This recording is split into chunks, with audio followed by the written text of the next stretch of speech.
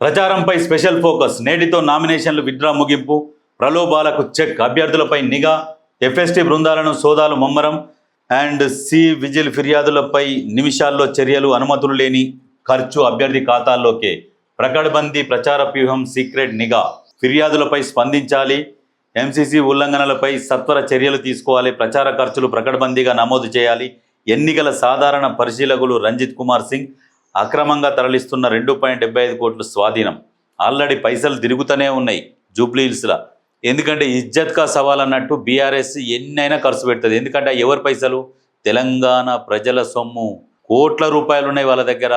ఆ కోట్ల రూపాయల పోతే పోనీ అని ఒక 100 కోట్లు ఖర్చు పెడతాందుకు సిద్ధంగా ఉన్నారు. ప్రజల్లారా, పైసలు ఇస్తే తీసుకోరి. కళ్ళు మూసుకొని తీసుకురా. అవి మీయే పైసలు. అవి ఎవరియో కాదు, తెలంగాణ ప్రజల పైసలు.